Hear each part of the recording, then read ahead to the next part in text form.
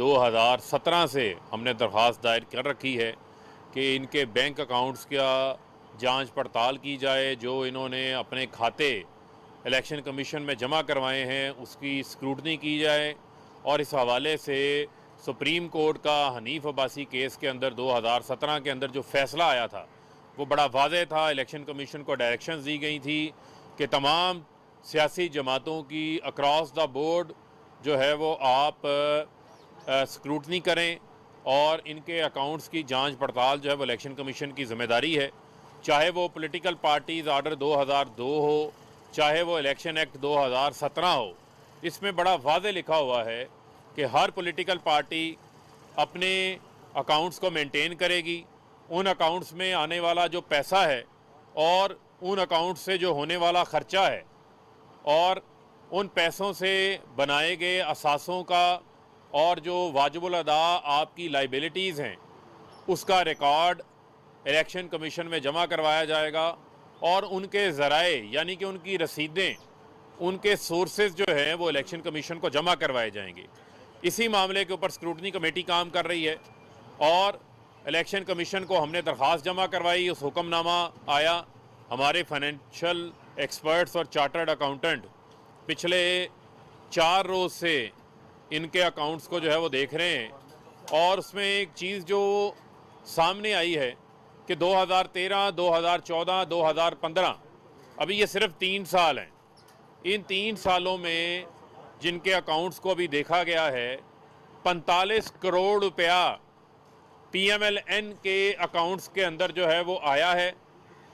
लेकिन election commission की scrutiny committee ने जो रिकॉर्ड हमारी जो एक स्पेशल कमेटी बनाई गई है अप्रूवल के लिए, उसको जो रिकॉर्ड मिला है उस रिकॉर्ड में ना तो ये समझ आ रही है कि ये जो 45 करोड़ रुपया जमा करवाने वाले जो लोग हैं इन लोगों के क्रॉस चेक्स कहाँ पर हैं।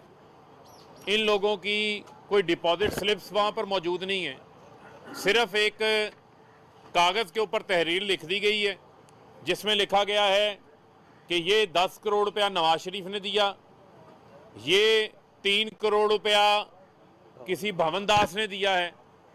अब आपको अच्छी तरह से याद होगा कि इनको बैरी सी शनैप याद आ गया था कि जी पता नहीं किसी यहूदी ने PTI के अकाउंट्स के अंदर जो है वो पैसे डाल दिए। बाद में पता चला कि बैरी सी शनैप तो एक लॉ फर्म थी और उस लॉ फर्म के अंदर काम करने वाला कामों की का आसिफ चौधरी जो USA के अंदर है अभी, उसने वो पैसे जमा करवाए थे। लेकिन इस 3 करोड़ रुपया जमा करवाने वाला भवन दास जो 15 मार्च को पैसे देता है, 16 मार्च को इनके पास उसको ये अपने पास नोट करते हैं, लेकिन उसकी रसीद जाके 21 मार्च को काटते हैं।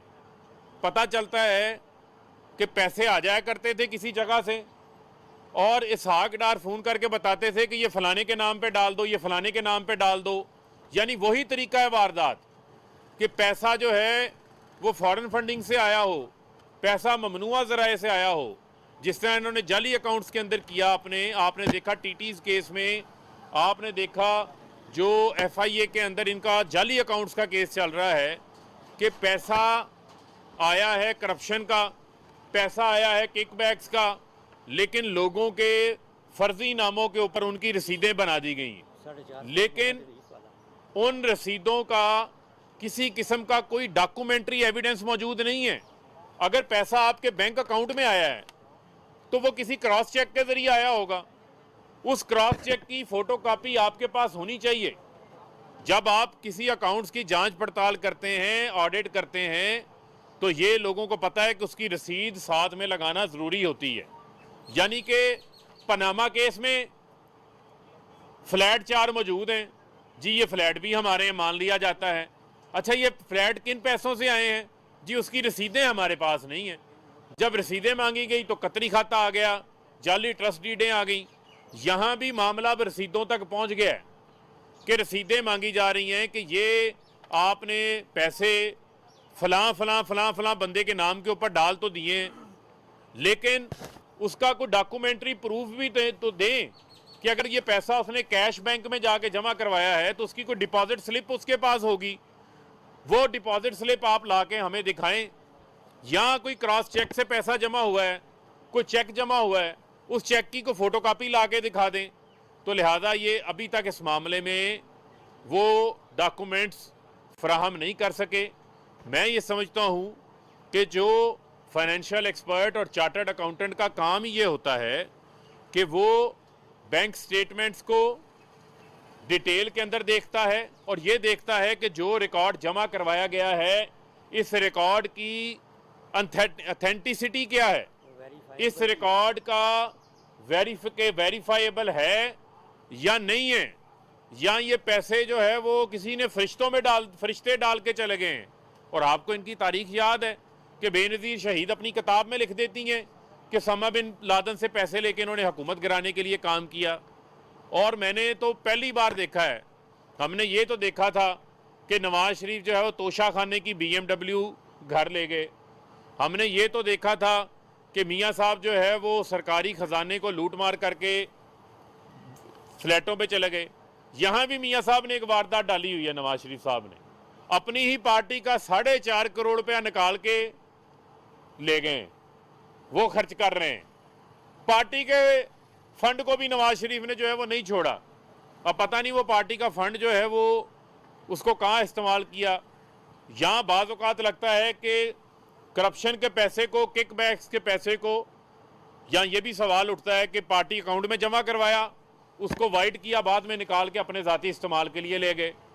तो मैं ये समझता हूँ कि पाकिस्तान के अंदर कानून मौजूद रहा है, लेकिन उस कानून के ऊपर अमल दरामद नहीं हुआ। इलेक्शन कमीशन इलेक्शन एक्ट का, पॉलिटिकल पार्टीज ऑर्डर 2002 का, अगर हर साल पार्टीज के अकाउंट्स को जांच पड़ताल के साथ फिर सर्टिफाइड किया जाता तो आज ये नौबत ना आती। लेकिन आज ये मामला इस नहज पे पहुंचा है कि इन पार्टीज की हकीकत को आवाम के सामने रखा जाए। लिहाजा हमने इलेक्शन कमीशन में आज दरख्वास्त जमा करवाई है कि इलेक्शन कमीशन के हुक्मनामे के ऊपर हमारे फाइनेंशियल एक्सपर्ट्स और चार्टर्ड अकाउंटेंट्स ने प्रूजल का आगाज़ किया।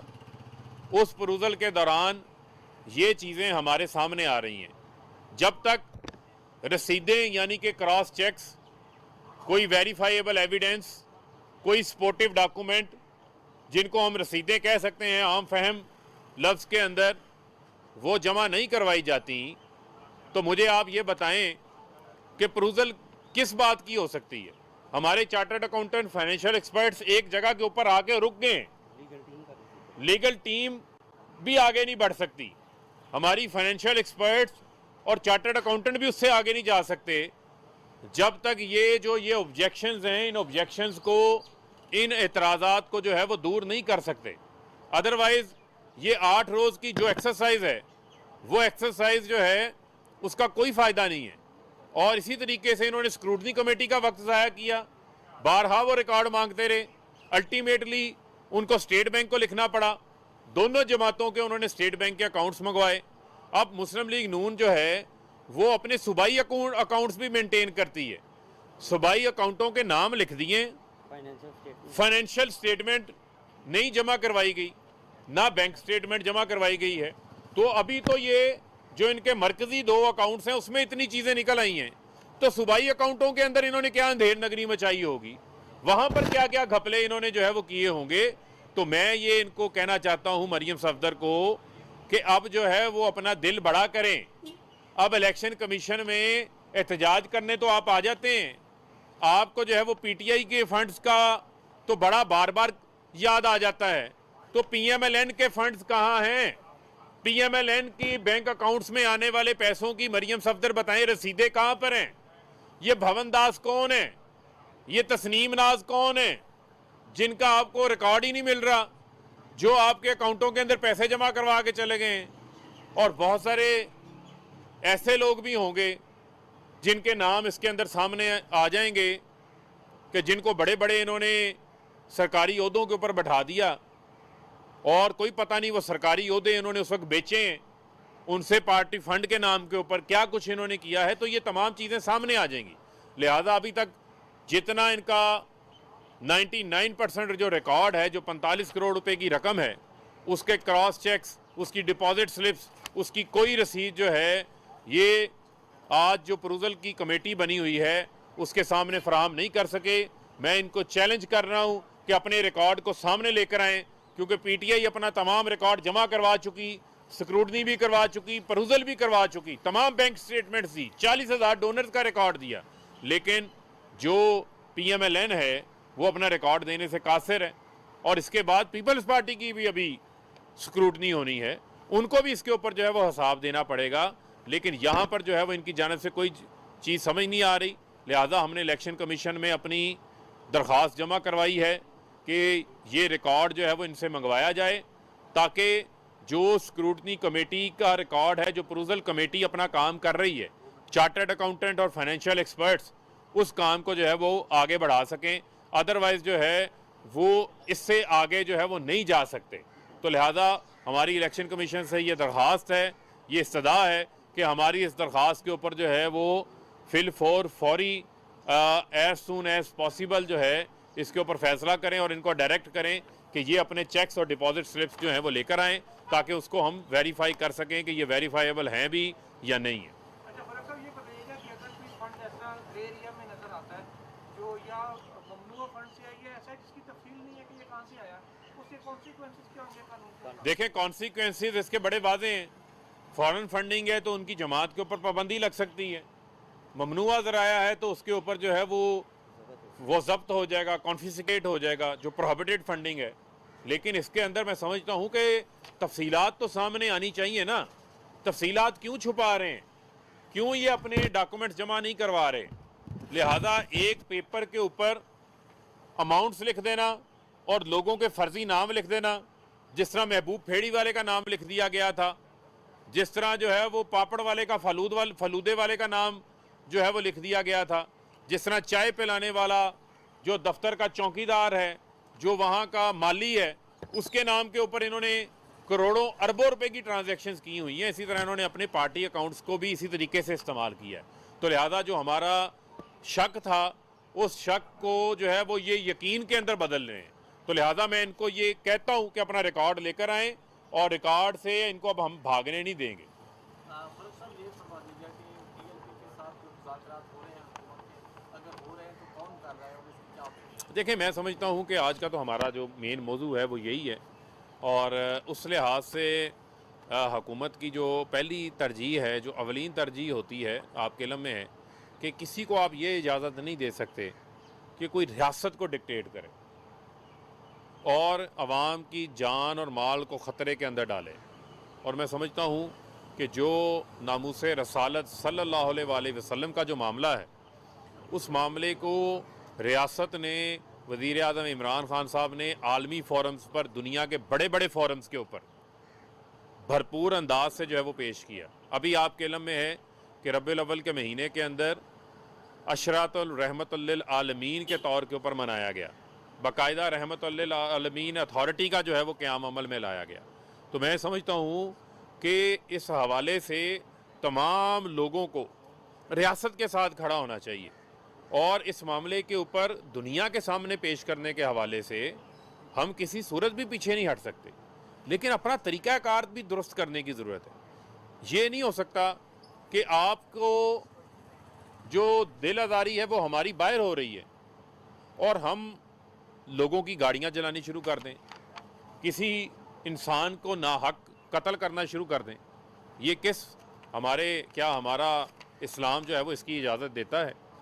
क्या सुन्नत नबी पाक सल्लल्लाहु अलैहि वसल्लम तो ये रास्ते का पत्थर भी हटाओ, रास्ते में रुकावटें ना खड़ी करो। तो ये वो तमाम चीज़ें हैं। और मैं समझता हूँ जो अहले फ़िक्र हैं, जो सेन वॉइसेस हैं और पाकिस्तान के जो उलमा हैं, ये उनकी भी ज़िम्मेदारी बनती है। और मैं समझता हूँ कि रियासत इस हवाले से जितना रियासत ने काम किया है वो उसकी नज़ीर पहले नहीं मिलती, पहले उसकी मिसाल जो है वो नहीं मिलती। लिहाजा आप पुलिस वालों को स्ट्रेट वीडियोज़ आ रही हैं, स्ट्रेट फायरिंग करके मार रहे हैं, उनके घरों के अंदर सफ़े मातम बिछ गया है, उनके बच्चे यतीम हो गए हैं। क्या उसका किसी को कोई जवाब नहीं देना?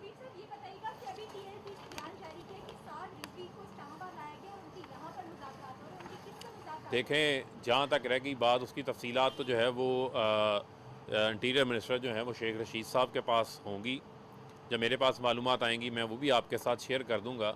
लेकिन बुनियादी तौर के ऊपर आप हमेशा, हमने ये कोशिश की है कि जो आपकी जायज़ बात है उस बात को हम सुनने को तैयार हैं, लेकिन ऐसी चीज़ को जो कहें कि नहीं ये हमारी ज़िद है और ये हम अपनी डंडे के ज़ोर के ऊपर मनवा सकते हैं, तो उसके ऊपर फिर माजरत है, फारूक साहब, उसके ऊपर आपसे फिर माजरत है हमारी, और रियासत को कोई डिक्टेट नहीं कर सकता। फारूक साहब, जिस मुआहदे पर अमल दरामद का सारा मसला बना हुआ है, क्या वज़ीर आज़म उस मुआहदे से लाइल थे?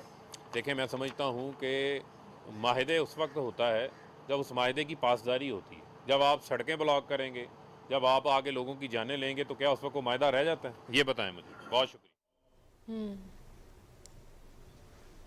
वज़ीर ममलकत इत्तलात फ़ारूक हबीब इलेक्शन कमीशन के बाहर मीडिया से गुफ्तगू कर रहे थे। उनका कहना था कि सियासी जमातों के अकाउंट्स की जांच पड़ताल इलेक्शन कमीशन की जिम्मेदारी है। नून लीग के पार्टी अकाउंट्स में 45 करोड़ रुपए आए, लेकिन जो रिकॉर्ड मिला है उसे कोई क्रॉस चेक या डिपॉजिट किसने करवाया, ऐसा कोई रिकॉर्ड नहीं मिला। गुज़श्ता 4 रोज से पीपल्स पार्टी और नून लीग के अकाउंट्स को देख रहे हैं।